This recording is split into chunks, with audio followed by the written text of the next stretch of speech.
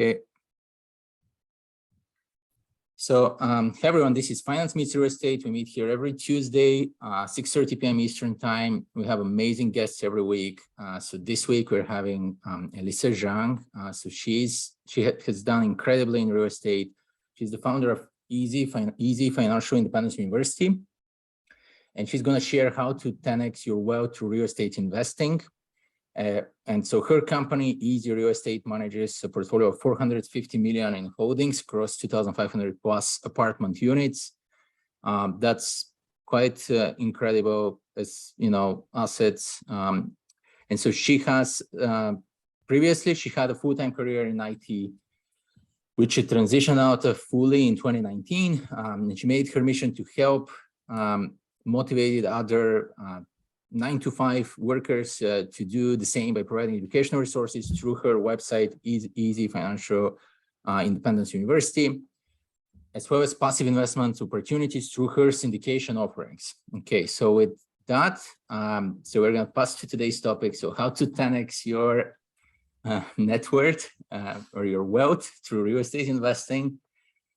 So Elisa, you are located in the Phoenix area, correct? Yes. So so I'm actually located in Seattle remotely, okay. And for these 2 months, I'm actually in Portugal, in Europe, currently. But we have teams it's located in Texas and Phoenix. In general, I encourage our whole company working remotely on the corporation side. Because I mean, look, if we were investors, right, you're trying to investing to pursue the lifestyle that you wanted. And then would it make sense for you to set up the company as a business owner to continue, pursue the life that you wanted, to design your business for, the lifestyle that you wanted. Yeah. Mm-hmm. Got it. So during today's lecture, so if you just to let everyone know, if you guys have any questions, feel free to put them on the chat, and at the end we're going to have a Q&A. And Perfect. yes, so you're free to share your screen or anything else you need as well. So. Awesome. Well, thank you so much, Stefan. Cool. So sorry for a little bit of technical difficulties we have over here. I'm going to kind of just dive into this slide deck as I've kind of prepared over here. So this is kind of when Stefan and I kind of chatted, on one of our podcasts. We kind of discussed about like, hey, like what are some interesting things we can kind of talk about. So I think instead of running kind of your run-of-the-mill type of syndication, we would like to kind of explore about, hey, is it possible to 10x your wealth in 10 years or less? Right, because that concept kind of related with also things like, hey, if you 10x your wealth, assuming that you have, 300K start with, if you started with 100K, 10x means 1 million.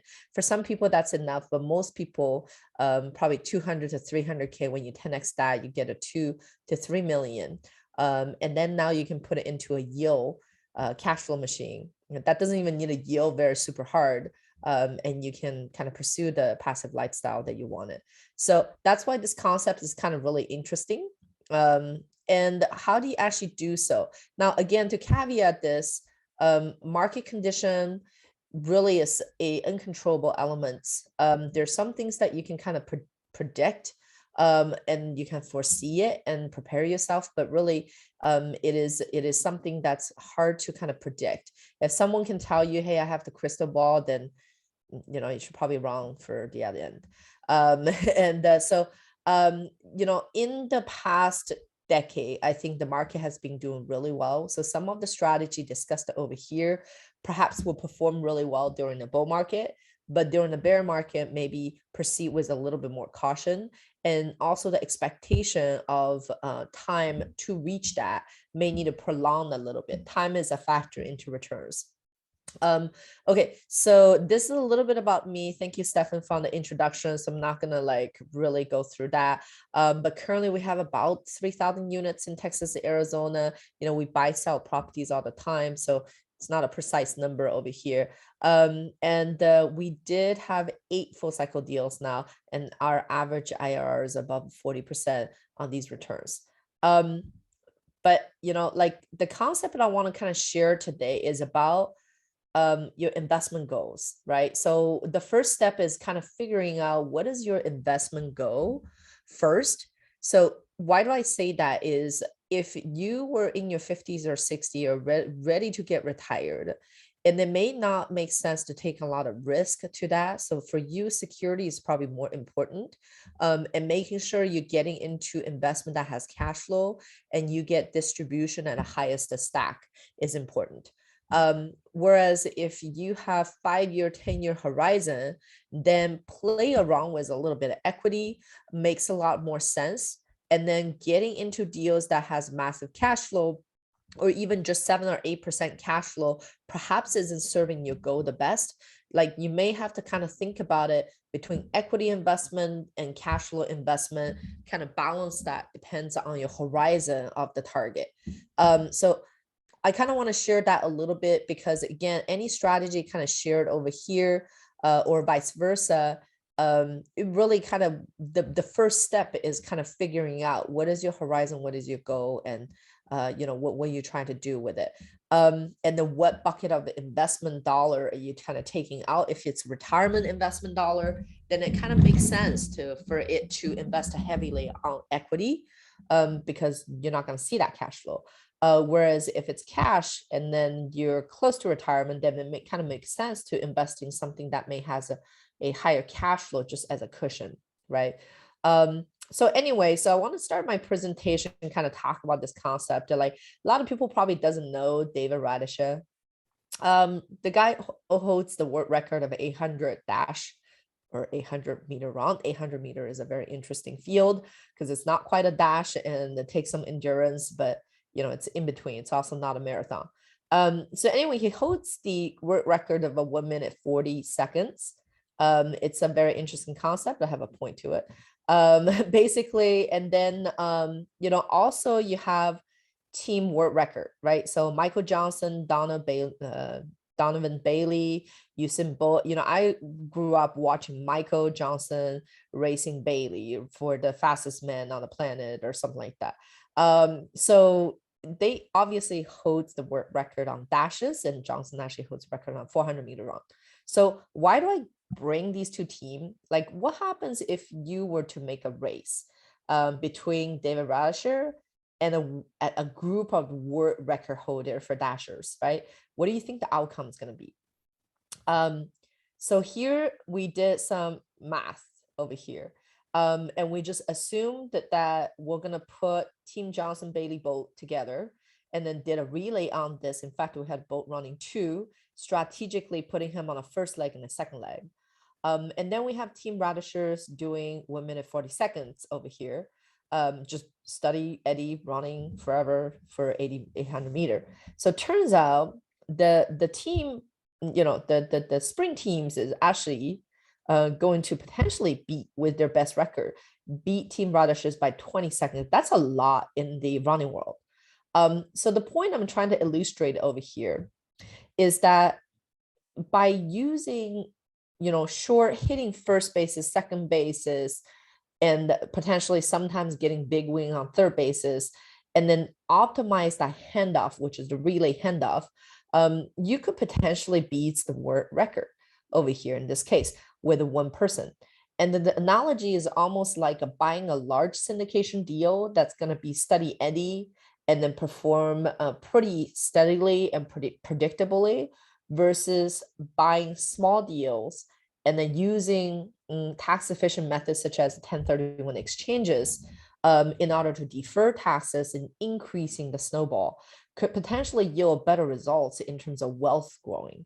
Now, remember, I kind of talked about growing wealth. I'm not talking about helping retirement because, real estate is great. Everybody loves that. Why? Because people think they can make, they can make a fortune over there.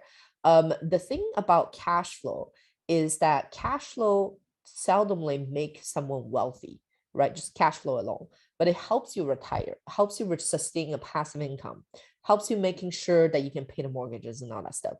And wealth is really built on equity growth.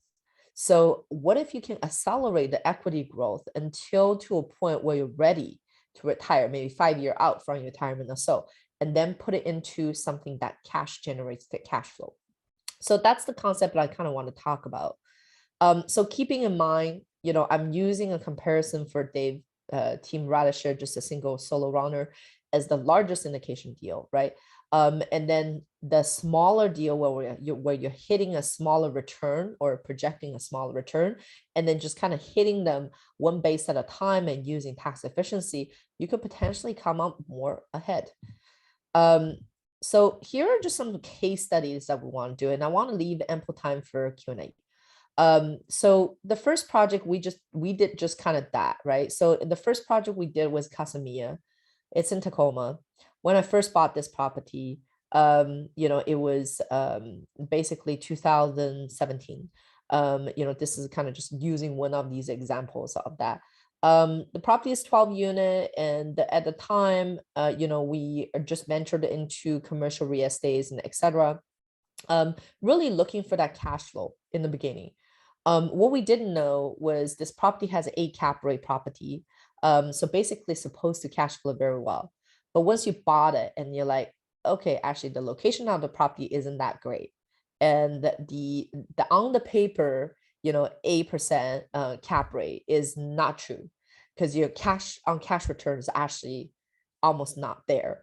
Because there's so many repairs, there's so many turnovers and etc. The tenants and a lot of headaches and etc. So, but what happens over here is that we did a value add strategy on this. We renovated 7 out of 12 unit. And essentially we exit the property. We moved the NOI up. We fixed some of the slum issues. I mean, all this was operation. I made it sound really easy, but as an operator, we all know we have a shared headaches, right? Personnel not working, etc. Like there's a lot of challenges in between. But fast forward, we were able to finally get to the cash flow where we wanted, still leave some meat on the bone, like about 5 units out of 12. And then we were able to exit the property in 24 months, getting about 100% total return on equity. So now it's great because you just started that first race, you just doubled. Now we're not talking about just first base. Obviously, we hit a home run, maybe a third base, I would call it, on this. And then so on equity growth over here, this is basically some of the numbers. And leveraging is really kind of your friend over here when you have that leverage over here. And then you're able to exit a deal with not a lot of prepayment penalty. And then once we multiply by 2, the next leg we did is we discovered something called a 1031 exchange. And then 1031 exchange is this vehicle that allows you to defer the capital gain taxes and for the next project. So I always say defer because you never get to offset your tax. People always like, oh, offsetting tax. No, it's not an offsetting tax. It's just simply defer in the future. You're going to pay that tax at some point. But what it does is if you had made, if you made a double and now your principal just doubled, if you didn't have to pay any tax, which is about 15% to 20%, depends on personal brackets, then you can use that 15 and 20% extra to add a little bit extra juice for the next deal. And then if you put on a leverage on there, then you just all of a sudden increase your purchase power by 4 times, right? Potentially if you have a leverage of 75%. So that's kind of what we did, which is we sold this property and we 1031 exchange into another property in Phoenix. Which is kind of like our first venture into Phoenix. Prior to that, we had investment in Washington. So this is a small 36 unit property, a small unit property. This is what it looked like after we finished the renovations to it.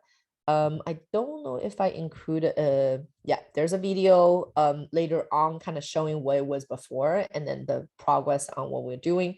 Hopefully the music will play over here. I'm not sure. So this is what it looks like when it's finished, when we did a renovation. And basically what we did is we created because sometimes with 1031, the challenges is timing, because within 45 days, you need to identify your next project. And within 180 days, you need to close that transaction in order for that to successfully move over.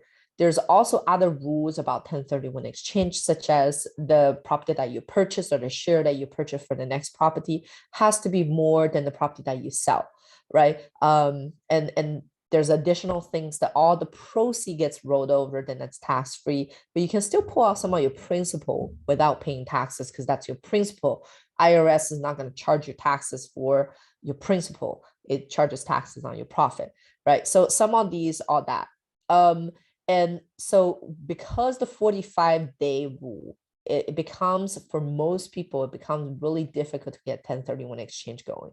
What we did is upon sale, we have agreed with the buyer to essentially give us a extension clause, which we can enact if we wanted to, if we didn't find the project, the next projects we want to invest it in, we can prolong that closing by 30 days. So then it pushes the clock start out 30 more days. So getting that prepared and making sure that you know what you're doing and get you set up to the space where you need to be is really important. That's where the knowledge comes in places. So we did that.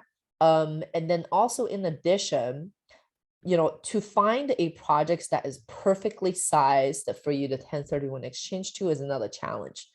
But there is something called, there are some really cool like magic stuff that you can do with 1031. It goes beyond the normal knowledges over here. Obviously, one thing that I noted is I happen to know this really awesome 1031 exchange whiz, a facilitator. So I have deep discussions with him and found out there's this concept of tenant in common, which is basically the different tenant in common parties, each LLC will own a portion of the property. So they're, and they're not related, right? So they all run their stuff separately. So through a tenant in common concept, I can 1031 exchange and own a fraction of the property, be a fractional owner of the property. So this is what we did. When we exit Casamia, we got into this LLC and then we ended up owning 44% of that tenant in common deal, which is Silver Oaks. And then so everything is split pro rata. Basically, these is the total amount of equity that we invested in there. So who wants to see a before and after video? Guess it. Let me know if it's playing with the speaker. It's a little choppy because it's just me recording. We hear it, but a little bit quiet. I'm not sure if you can increase it, the sound perhaps. Okay. That's better. Can you hear the music or no? A little bit. Okay. Let's see. A little bit better? Yeah, that's better. Yeah.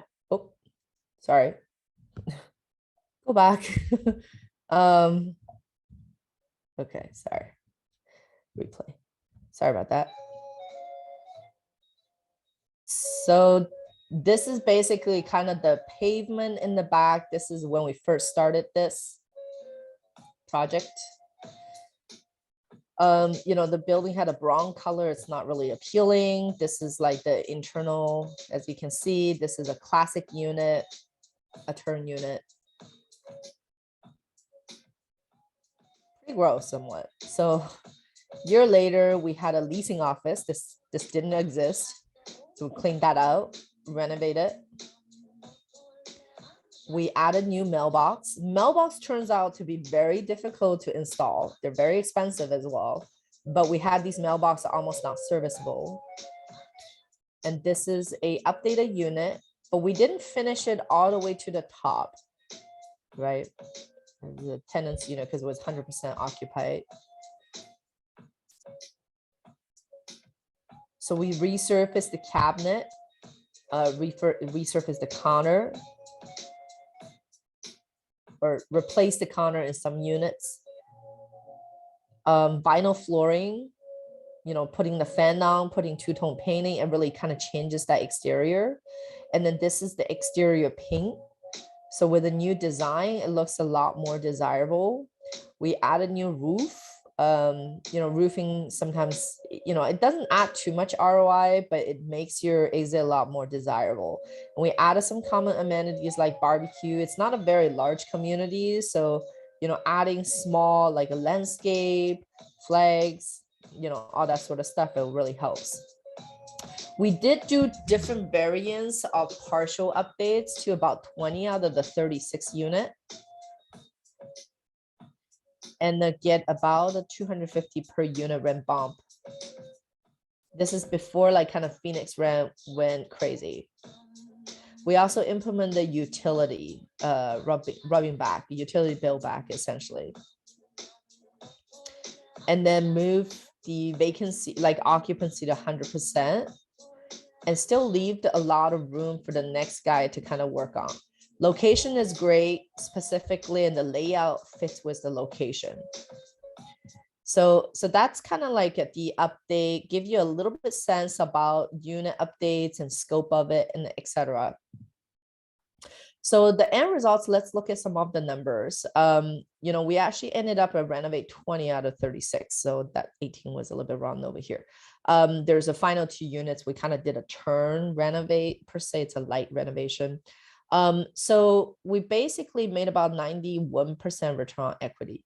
But if you think about it, that's a 1.91x multiplier. But adding your previous to now, that's double before, and now 1.91 on top of double. Now you have a compound growth, right? So your accumulated equity multiplier is now 3.82%, 3.82 equity multiplier in about 3 years, in about 3.5 years. So you're off to a really good start. So let's just say Boat and Bailey has put you up in a very good run. And then, so now we kind of moved on to our third project. So this one, we had a tenant in common together. We decided to part away with our partners. And then on the next deal, it just so happened, it was almost a perfect size for us to buy that. So again, we implemented the similar stuff as exit. We negotiated a couple of terms of extension, but this kind of just fell on the lap. We didn't even use a single extension on this.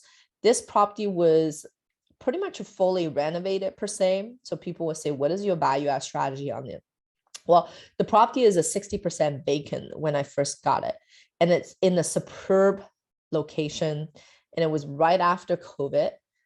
So we were able to kind of secure this property, but that was really difficult. So we were able to secure some private lending on this with a higher interest rate.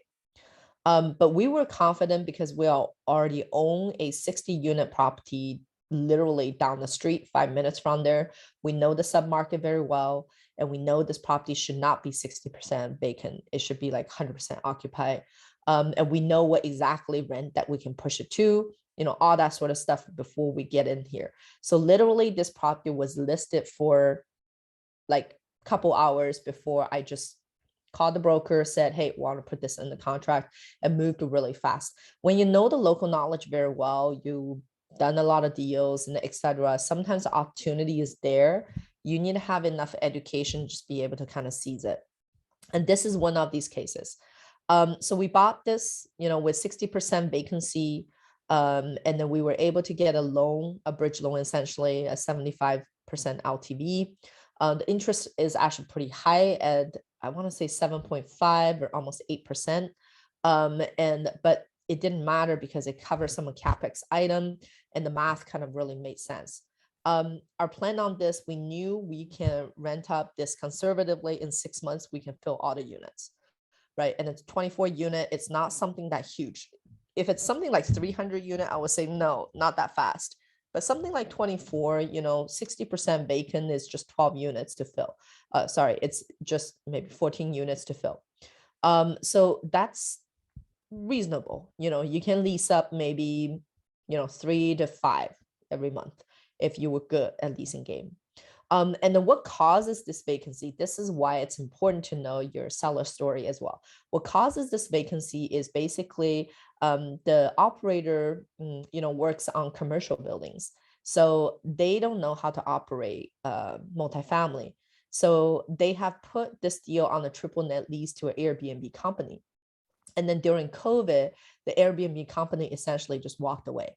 So all of a sudden they have all this vacant units, right? And then they couldn't figure out how to lease during normal time, let alone COVID time.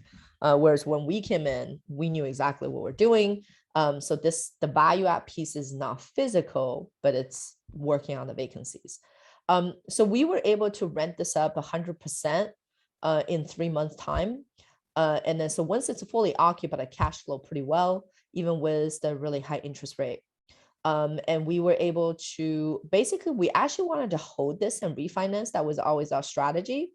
But offer came in, and along came the offer, also came another deal, which the same broker has brought me. So we were just like, you know what, we probably gonna make a 90% return on the equity, and that's good enough for us within 10 months of operation, right? If you think about the IRR, that's like over 100%. So, and not only that, the next opportunity allow us to make even more on the doubling on that. So as a net result, we made a 90% return on this, we had a 1.9%. And then we basically did a equity multiplier at this point, accumulated 7.25%, all along together in 4.5 years. Okay. Then we 1031 the exchange into another tenant in common deal. And so the money is now in this deal. And we do plan on exiting on this deal pretty quickly, probably in 2 years or so, but it doesn't really matter at this point, because either way, we know we can make a double or a 80% return. Even at a 50% return, you would be at, 12x, 12 to 14x over there. So at this point, doesn't really matter. We have reached our 10x goal. So these are some of the numbers on Amara, whatnot. So here's kind of putting it all together, this compound force, the appreciation impact, where you purchase a deal, you renovate it, and you sold it, and then you 1031 exchange, increasing your leveraging, and then did the same thing, did the same thing, did the same thing. And that's kind of how you can achieve about a 10% increase within 10 years, right? So when I'm talking about doubling this, maybe the market isn't doing very well. Maybe I have to hold on to Amara for a full term of 5 years. But even that's the case, I'm still making 14x in 10 years. So you've kind of made this. It's very key that the first couple iteration has to be quick and accumulative. And the framework for this simple thing, it's not really simple, it's just how we branded it, is basically step one is identifying a accelerating market. So notice we have switched between 2-3 markets before this. Basically all the step is annual rent growth. You want annual rent growth to be more than 4% in that sub-market. Median income to be higher, median income's better given the current market condition. You want to be in a better location. And then you want to find a property that's under rented by about $200 or so. And you identify in the market assets, right? Not only this, if, for example, Phoenix market, in the last 2 or 3 years, the increase of rent has been double digits. So let alone, I'm just looking at annual rent growth more than 4%, but if it's double digit, it's going to be home run every single year for everybody. So it's really important how you pick your market. And then you want to identify in the market assets, such as rundown assets, things that has bad tenants potentially, or high vacancies, or the units are in really bad shapes, and you come in, you clean it up, providing a better environment for the tenants to live. And also making sure that you're investing in a smaller apartment, because the smaller apartment, it's going to go up and down a lot. And then with the experienced operator, you're going to be able to identify these pretty quickly and be able to turn around quicker, right? Versus a large property, 10% vacancy on 300 unit property is 30 units. That's a lot to fill. Averagely, if you can trade out 5 units a week for these large property, that's like fantastic. That's excellent. But, with a larger property, it's always continue fighting for that upside. And then so the third step is addressing deferred maintenance. So when you come in, you have to address the problem. And this is like, I would say, sometimes you have to rip the bandage off and actually have to vacate some units in order to get the tenant re-tenanting working well. Because if you have a tenant that sometimes brings a lot of crime to the properties and etc., you want to get that taken care of initially. right? And then you're going to create a livable space for your tenant to do so. The quicker you kind of do that, the better. And then you're going to do some exterior update because this helps to justify the value you're going to ask for from your tenant. And then some interior unit renovation. I typically like to kind of wait for the interior renovation because in an accelerated market, you don't necessarily need to do that. You just need to provide a clean, safe environment for your tenant to live. But I would like to spend my money more on the amenity stuff.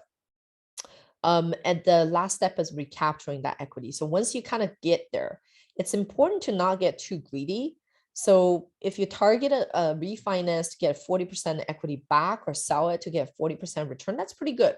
That's like a first base wrong, because what you can do is if you did 40% every second year or targeting IRR 20%, you can probably retire in about 10 or like 12 to 15 years.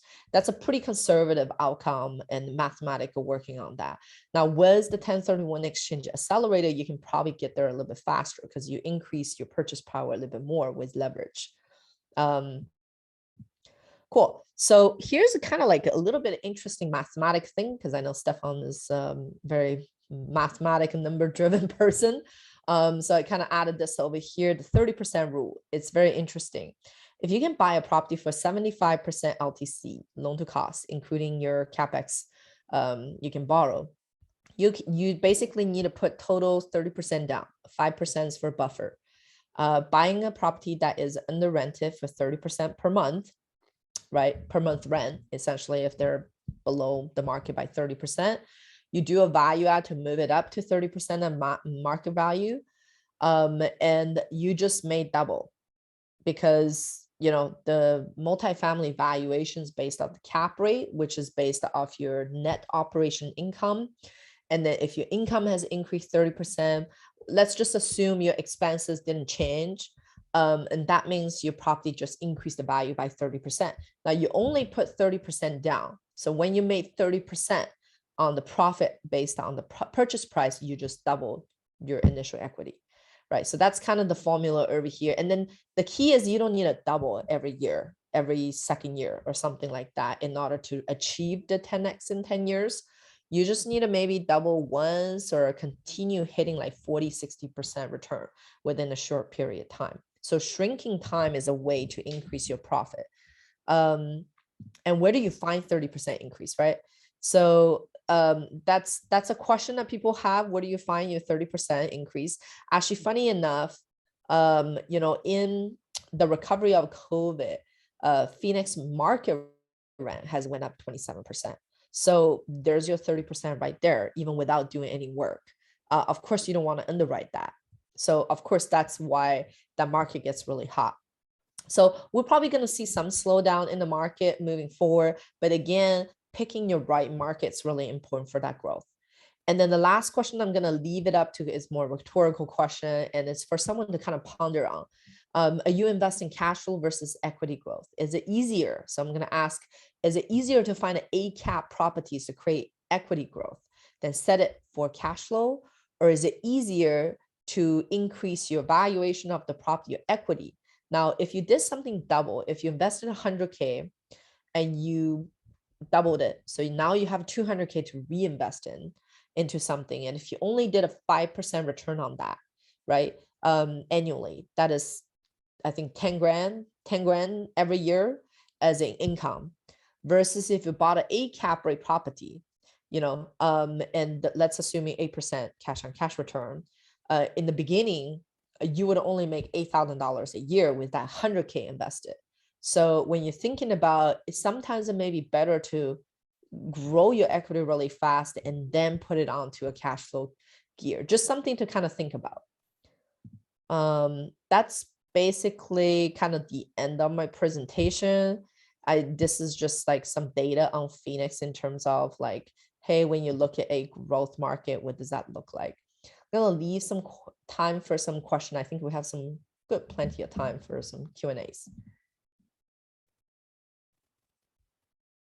Yeah, thanks, Elisa. That was really nice, really insightful, and like very clearly illustrated, right, with the exact deals of how you multiply your wealth. I liked it. So we have some questions on the chat. So the first question. So Charles was asking, so 10x in 10 years is a passive investor or is a sponsor? Yeah, so we owned these deals. So you can say some parts as being passive and some part being sponsor. So I would say that it is active involvement over there. For me, in my case study, is active involvement. Yeah. And then he's right on the math is 24%. So like on the IRR is 24%, sure. That's the math over there, right? But what I just illustrated over there is that within 4.5 years, we 7x. So obviously we hit double triples all the time because market's really great. But I think when you investing into something, because a deal returning a 20% IRR is really high. And then based on a 20% IRR calculation, you would be looking at about 12 to 15 years of getting that to at 10x. Yeah. Mm-hmm. And Cedric is asking, so with the 3 tenants in common, like on one of, I believe your second deal, you had like 3 tenants in common. Mm-hmm. Yeah, so the other question was like, oh, sorry. So the other question I had over here was like someone asked about ticks, right? So yes, if you have separate LLCs, there is 3, not partner, they're tick parties. The IRS have very strict rules on how you execute tick, how do you operate. The premises is everybody has to be separate. Everybody has to have unanimous, unanimous voting rights. And then the operation, you can't perform service for the other. So essentially you're totally separate entities in operation.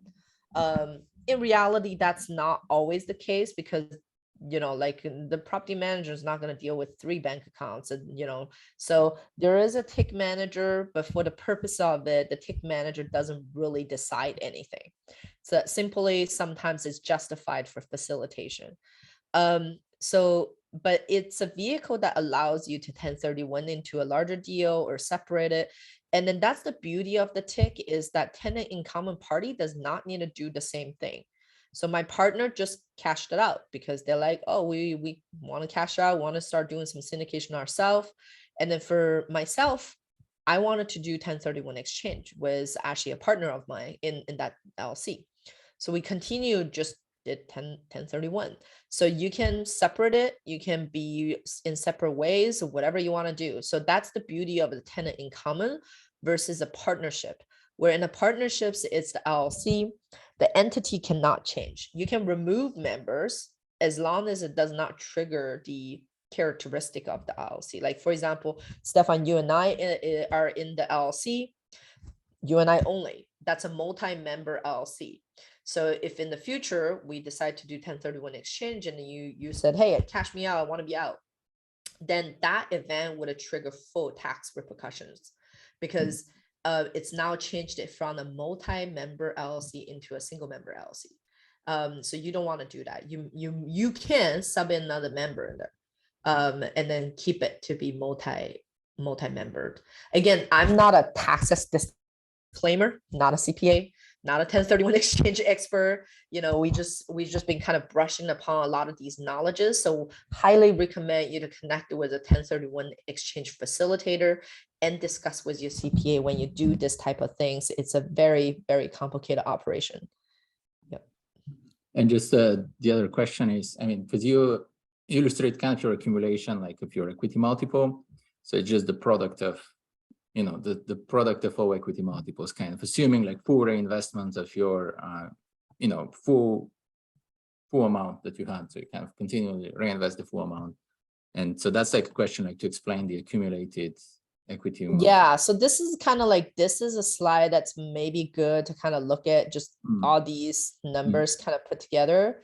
On the first deal, for example, you double, but we didn't take any cash out. We just 1031 the whole thing into next deal. Right. So when it made 91%, times this is 3.82. So it's now double 1.91 times 2 gets you this. And then when you exit that, you did 90% return on this last deal, but it's 1.9 multiplier times 3.82. That's how you get 7.26, right? And on the next deal, when you double that, it's going to get you 14.5x. So that's kind of how compound accumulation, like appreciation, works. So it's really 1031 and kind of the tenants in common structure allow me to achieve that in the real world, right? Yeah, because 1031 exchange is really tricky, right? So because all these restrictions on timing and people who has deal flow issues, a lot of people has botched a 1031 exchange in which they plan to do a 1031 exchange, but they couldn't find a project to get into. And a lot of other people also overpay, because we always hear when we talk to his broker, they're like, oh, people are doing 1031 exchange buyer. That implies they'll overpay for your stuff. You know, I don't believe in overpay. You got to be good custodians for your money, and keep it growing. Because all this you can compound whatever, but if you got into a bad deal, you could lose it all. You don't want that. So don't overpay, you know, so just because you're saving tax. But for some people, it makes sense to overpay because their tax obligation over the years has been more than the profit. It could be achieved that way, you know, by someone taking a lot of depreciations up in the front. So now all of a sudden they owe more taxes. They have to do 1031 exchange. But 1031, like the tenant in common structure, just simply increases deals that would work for you, right? Because now you can buy bigger size deal because you find partners and put the money together over there, you know. And exiting out of the tenant income, you could downsize to another deal, like as you saw, the 36 unit then bought 24 unit, you know, that unit count didn't really matter. Right, makes sense. And so Charles is asking, so how did you handle management, self or third party? So in these deal we did third party. We're in progress of being self-managed, vertically integrated for our syndicated property right now. So we're going through that painstaking work. There's no money to be made on third-party management. I think there's skill abilities to be achieved before someone kind of consider doing vertical integration. Oftentimes, you know, being vertically integrated does give you more control, but all this results was achieved from the third-party manager, and some are mediocre, I would say. So are you seeing correlation of like smaller unit counts, kind of worse management kind of thing? It's spotty, more spotty. I think Casamia has caused a lot of nightmare for me because our PMs were not strong. In contrary, you know, Silver Oaks was relatively easier because the partner who is my partner right now, you know, on a lot of deals that like he provided pretty good service. He was kind of niche specialized in these smaller properties. You know, so that creates some of that. We also had some creative structures between the PM and myself. You know, we own almost 3,000 units now, and the Anthony Brown's about 2,000 of these, like 1,700 of these units in Phoenix. So obviously we kind of grow our partnerships through there because some of the good performance that he has given to us. We are in the process of moving to vertical integration, and Anthony has been instrumental in terms of helping us getting there too. Yeah. So Kevin is asking, can you share some examples of deferred maintenance with good structure? And also what kind of common amenities would you recommend focusing on? Yeah, so deferred maintenance with good structure. So good bones are like, you know, like plumbing, foundation. These are things that fundamentally different. And a chiller system, like we have a lot of building that has chiller system. We budget in for repair for these. I would say in Arizona, chiller system isn't so scary, but you do have to budget additional repairs for that. Texas, different story. I wouldn't buy a chiller building in Texas because the weather is a little bit different. You know, there's more wear and tears for these type of systems.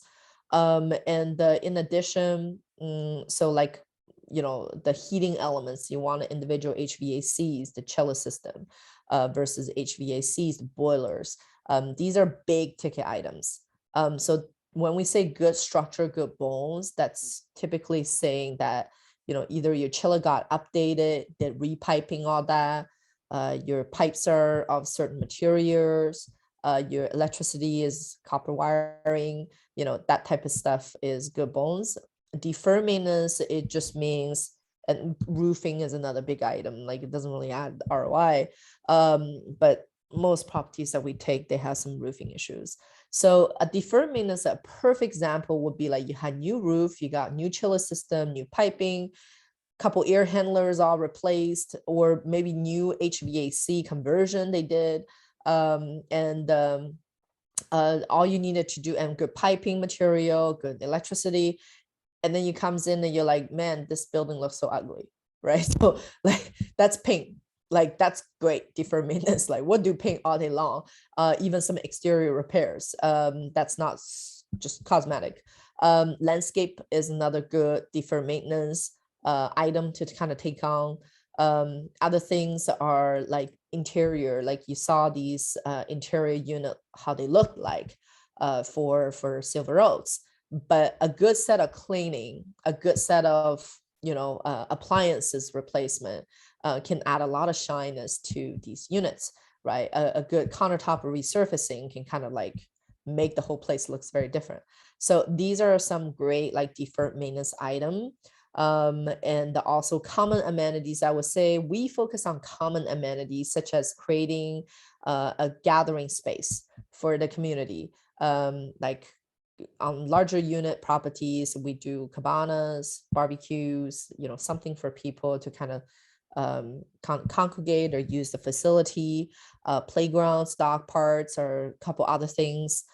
We do water saving programs on pretty much on our properties. We also have been exploring solar projects as well. Adding Wi-Fi is another features that we add, although that's a little bit newer on certain, I would say it's not always fancy, like good, Wi-Fi is a little bit newer stuff.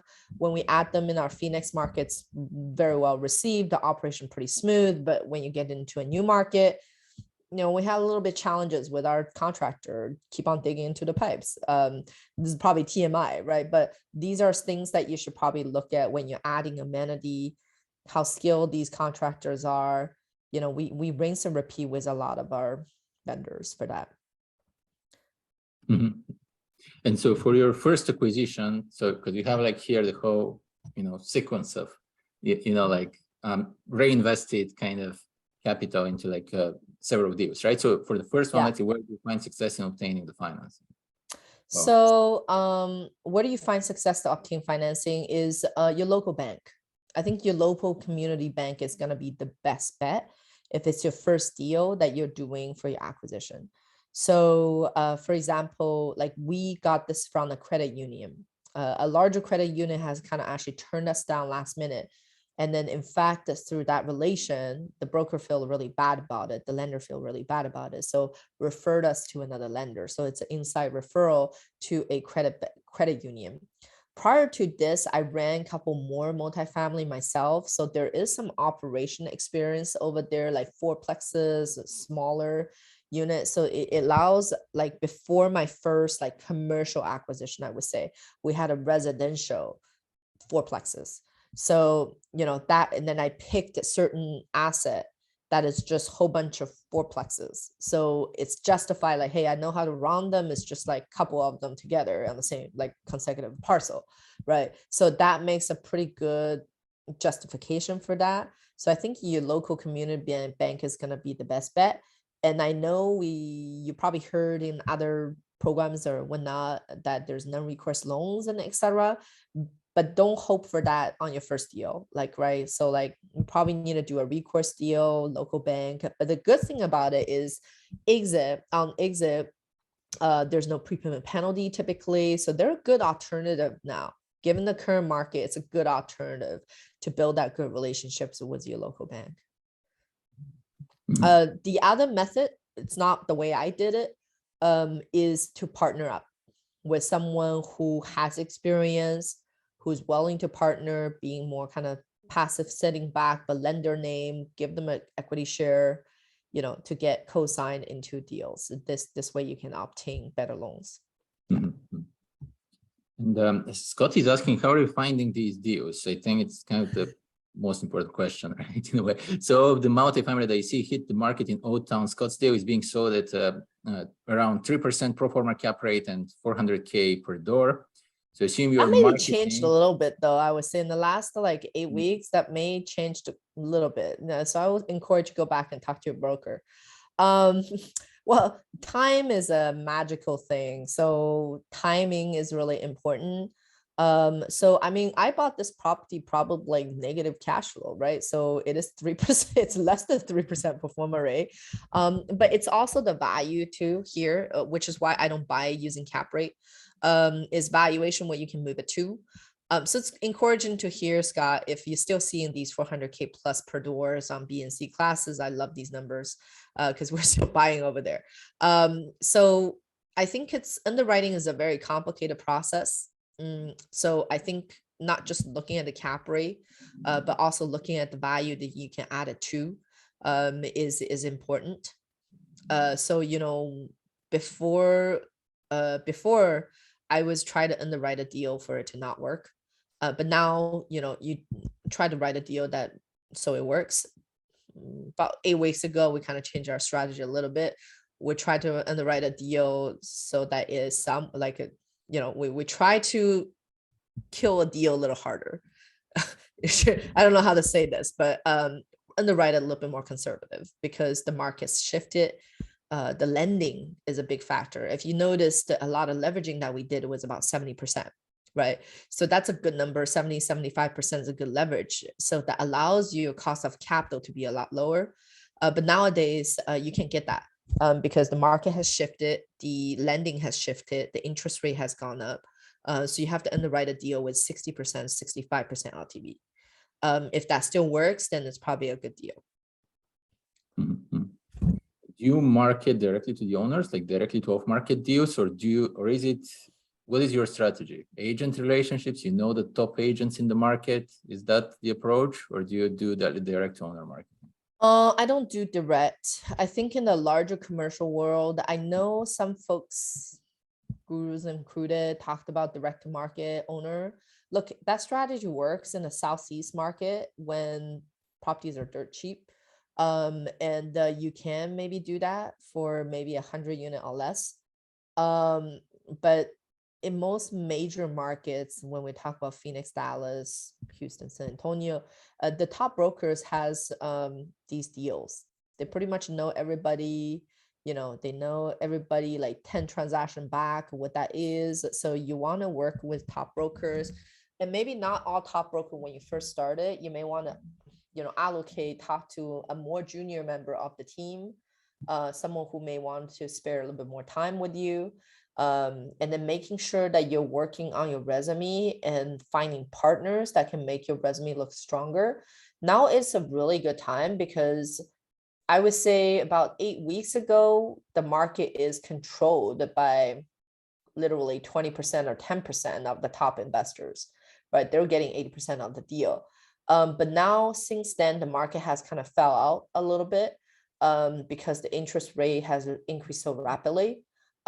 So a lot of people who has institutional money as a setting at the sideline. So there is actually a good opportunity for newbies to kind of get involved. Just underwrite it more conservatively. I think, you know, now the broker has more time to talk to you. So now it's probably a good time to kind of start building that relationship. Mm-hmm. And so the 302 units, so Charles is asking, did you syndicate it? And so 1031 in a syndication is legal but rare. So was it a tenants in common and syndication? Yep, we did a tenant in common. We owned one tenant in common, and I'm the manager for the other tenant in common that's syndicated. It's a very complicated structure to put in. Like, I know Charles, so, you know, I know the level of question that he's asking here. So yes, in short, 1031 exchange due through a tenant in common structure is what we did. Yeah. Mm-hmm. So Scott and is then asking, the best part of it is that I would not, now I've done a couple of deals now, I would probably only put tenant in common deal together when I'm the manager of all entities or I'm the owner of one of the entities, if that makes any sense. So this way that I still obtain operation rights. mm-hmm. So another question. So when you see a market like Phoenix with 27% rent growth, do you fear that the growth will eventually slow or even worse? Yes, it's not sustainable. We don't underwrite it with that number. Nor should you invest in any deal that underwrite with that remotely that number. We underwrote 3% rent growth in our market, even throughout the whole hype. I think we are probably seeing a little slowdown on that rent growth, right? Because what goes up goes down, but it's still in double digits, 21%. So in double digits right now. I don't think it's sustainable. A lot of that has driven by inflation. I think some people have said true inflation is not 9%. True inflation is probably around 20%. I totally buy it. This goes to my daily grocery shopping, etc. So it gets reflected in the rents. When you're looking all across the nation, it's more than 20% increase on rent growth. You're kind of looking at the whole picture over here. But I think this year, the rents may be a little bit slower. But again, if you're investing in single family home, I feel like the single family home is going to probably see a lot more turbulence, price dropping than some multifamily stuff. I think there's price dropping over there. Rent's going to slow down. So these are all facts that people should take into when they're underwriting the deal. So Tony is asking, so what is your opinion on the future of the Phoenix real estate market? Where do you see the market accelerating in the next few years? This is a $1 million question or $1 billion question. So I don't have crystal balls. I think a Phoenix market is strong. It's driven by, yes, the rent growth, inbound migration. A lot is driven by limited of inventory as well. Texas market is really easy to build. So people who invest in Houston, for example, like you should be looking at the absorption rate all the time. People invest in Austin, right? Like there's a lot of inventory over there and it's really easy to build the inventory. So that should be something to take a note on when you want to invest in the market. And I think these are great markets still. We invest in them too, but you just have to kind of take that into account. What it does is brings a downward pressure for these vacancy or upward pressure for these vacancy. So vacancy would tend to be a little bit higher in Texas market, rents growing a little bit slower because of all these backup inventories that is going to flood the market. Phoenix has a lot of inventory that's hitting this year with A-class buildings, which is why when you're in the need housing, B and C classes, you're still in a pretty good space. I think next year though, like next year's pipeline is pretty empty. And then also Phoenix market has a very specific submarkets. One of these cities that every block is different. You really need to know the market. For example, we've seen submarkets that has a lot of inventory that's coming up. And then you also see some submarkets in the midtown, very small diameters, where we investing that has literally no inventory that's coming in the next 3 years. Right. So these are the market that you want to invest in, because when there's no inventory, everybody is desirable place to live. Then that's where the rent increase really happens. It's two factor, inventory and also inbound migration, population growth. So I do think optimistically, I do feel optimistic about Phoenix real estate, but I do think it's going to go slow down. A lot of these migrations are caused by COVID. And that's kind of probably a little bit slow, that probably slowed down a little bit. But overall, I think it's still good. I think the market is going through a correction right now. And where do you see the market accelerating next 2 years? I think it's probably going to recover once the rates slow down. And then we already see some of the rates going downwards, but it's really hard to predict the rates. I do think that there's a limit to it. I think the Fed's kind of tried to drive our financials into kind of recession to control the dollars and getting that, reevaluate. I don't know if they can get it under control or not, but I do think maybe there's going to be hard time next year. It's the remaining of the year is going to be pretty similar to what we have right now.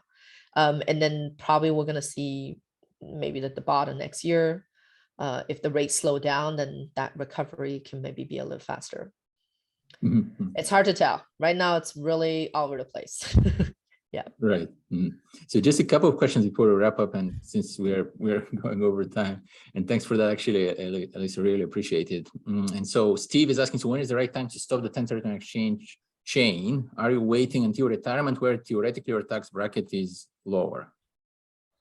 So when do you stop that? That's a very interesting question. There's always a saying with 1031 exchange, you kick the can down the road until you kick the bucket.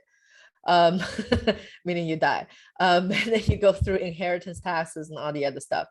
I think reasonably there's ways that for you to pull out partial, right? It's not a zero or none thing, so you can 1031 exchange some portion and you decided to over time planning your tax event by slowly pull out some money between each exchanges. That could be a method for this to work. The other way is if you have a multi-membered LLC, you can potentially check with your CPA and potentially sub in your children or adding your children as members, right? So that slow over the time, you will sell shares to them over the time. So over time, they pay a little bit of tax at a time to accumulate. That's another way to exit. The other way is like you buy it and then you basically at the end that when you feel like, okay, I grow this thing 10 times now I'm gonna go and buy a Class A building new build, and then I know that I don't have to worry about it for 20-30 years, right? And just park it there to generate cash flow. That's another method, because your cash flow with the write-ups and write-offs and all that stuff and barely pay any tax, and then you have a good living well and pass down to your children. You can always pay tax. You can pay tax in partially. You should work with your CPA. For example, if market tumbles, you're going to lose a lot of money in the market. You're going to have a lot of loss. And potentially you can get some gain, by paying some taxes or by cashing out some parts of the real estate, right? So that could be, it's a very complicated tax event planning. So I would say, do expect that there's always an exit. There's a moment where you need to pay the tax. You want to wait until your bracket's lower, or you want to defer something until you pass down to your children. There's different methods to plan this. So using your method, so Charles is asking, using your method, did you have any advantage from cost segregation and bonus depreciation? Looks like no. You can, but this has to be justified, and like the IRS will audit that. Obviously working with a very good CPA. On your first leg, you can maybe attempt to do a cost seg. You can say, I don't know. Later on you do the 1031 exchanges. There is not a lot of benefit doing a cost segregation on the 1031 exchange, if that makes any sense, because you try to double dip, right? But it's IRS is smart. It just means your base is extremely low. And that's when you could get into the case where your profit is going to be lower than the tax that you need to pay, which then forces you to 1031 exchange. So again, proper planning, not to being too greedy on this, just making sure your CPA is involved into all this and knowing where your base is on each transaction is going to help you to avoid some surprises later. Yep. And so just like, I guess, last question that we have for tonight. So so do you, with regards to your university or kind of educational program that you have, right? So what is easy university student training like, price and time, like basically what is it, like a high level description of what they can look on your website, where they can find it and so forth. Yeah, so currently all our stuff is free. We have free articles, blogs, and etc. online to help investors to answer questions about mindset. We have a blog basically every week, talk about mindset, investment goals, also investment terminology, basic standards on basic knowledges on investing in real estate, passive investing in multifamily, and I guess, etc. And then we are working on a course right now that's specifically designed for passive investor. And one of my marketing directors, she used to be a student of mine, and she's ever only passive investor.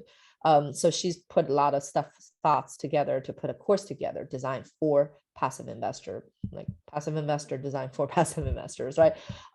So we do have a course that's coming out that is going to, in 4 to 6 weeks, setting up, helping whoever's taking the course being super knowledgeable in terms of evaluating sponsor, evaluating deals, understand passive investing very well.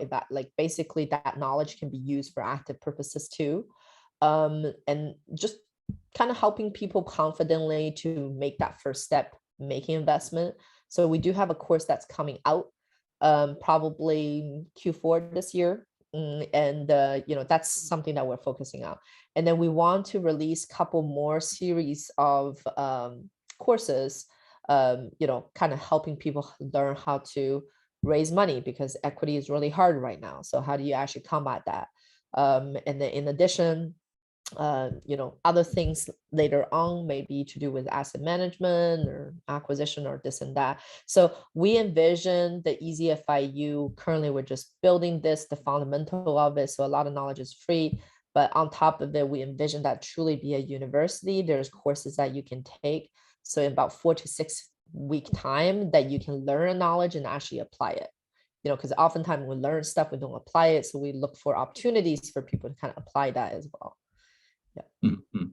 And I just have a question before we wrap up, actually, so your compound force depreciation, kind of like 10x, thing that you just showed, right? So it's, would you say, I think you kind of alluded to that earlier, like, would you say, so it works easier with like the commercial, let's say commercial real estate compared to residential, right? Seems to be an easier or kind of more straightforward equity multiplying kind of equity generation mechanism, a little bit, I guess one could compare it to the technology sector, but with much clearer evaluation, like you have a very clear evaluation. But I guess my question is just like, do you see it happening with deals like over 100 units? Let's say your 302 unit project, or I sounded like your thesis was, okay, that one would take a longer time to turn over since it's kind of a big asset and so forth. Yeah. Just to be able to kind of focus on like sub 50 units or sub 100 units. Yeah, so this is just a method that we did. And then by the way, we've made, I think Charles was asking, I should have basically alluded to, is we actually made some of these deals now investable by our passive investors. So they can kind of enjoy some of that compound impact too by doing nothing, being a passive investor. But in addition to this, I think the other key over here is you're kind of playing a big fish in a small pond, where normally these units are run by mom and pop, but you're running it more like you're professionally how we would run the larger deal. So we would actually aggregate some of these smaller deals together and achieving a scalability. Like, for example, we may have 350 unit properties within the same vicinity, about 2-mile radius, right? So then we can use our payroll across all of them. So that creates a little bit efficiency. So it's a little bit not fair game. So I would say you can apply this method, really kind of framework really works with anything. You can do it for single family home, right? But the challenge with single family home is the valuation is not determined by you. You didn't do value add. So the value add piece is more movable and more direct impact when there is a multiply valuation. So multifamily is one of these, is the most desirable asset in all assets. Mobile home park could be one of these too, but mobile home park is a little niche. So typically people invest in mobile home park for cash flow. And we've seen, valuation does get blown up over there too. And storage units, another one, but storage unit, most people don't sell. So, multifamily does get bought and sold more often. Commercial building can work as well. So anything that has a multiplier impact to it, you can even apply to the business, but business doesn't have 1031 exchange. Yes. So, right. So that doesn't work as well. So I would say multifamily is probably the most common because it's most well-known. Most people invest in it. So that's, yes, it works better than the single family home. Yeah. Yes. Okay. So that part understood, but also to clarify, because you guys do like pretty big, like 300 units and so forth deal well, but your suggestion, let's say, to our audience, as far as starting out and kind of multiplying your own wealth, is more like in the smaller commercial multifamily, more as compared to bigger ones, since that one will take time, because you mentioned the time component, right? So is the thesis going to take longer? You have 300 units to turn over and so right. And that one usually it's a milder There's equity growth, but there's also cash flow. So it's a little bit more stable investment. With Yes. higher risk, higher rewards. In these cases, these units, typically we don't even look at the cash flow.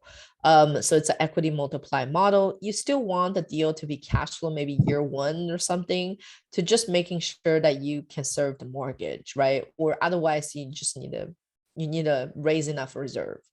The cost of capital gets a little bit higher. You just need to make sure you have enough reserve to serve for negative cash flow. Yeah.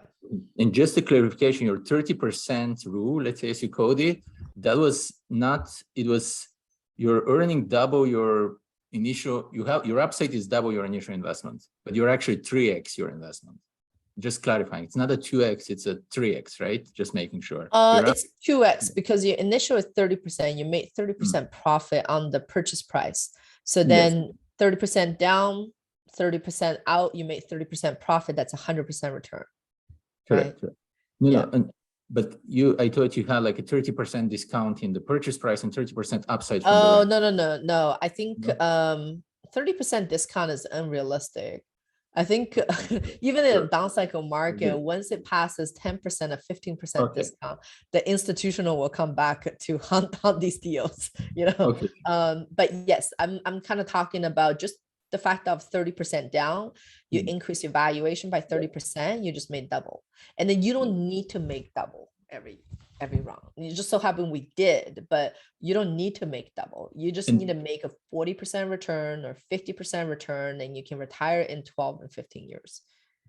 Yeah, and that's a great in 12, 15 years. And just to add to your like 30%, increase in valuation, then on a 30% equity, let's say double. But just to add to that, something with regards to expense ratio, right? So if you have a 50% expense ratio, the 30% upside you achieve with just a 15% bump in rents, right? Correct. Just a 15% bump in rents could double your equity. Yes. If you add the expense ratio component. Yeah, exactly. So for example, that's why we do water saving on all our program, because it saves 5% of expenses for just all, so you take 3 days, 2 days, switch out of toilets, and there you go. There's 5%.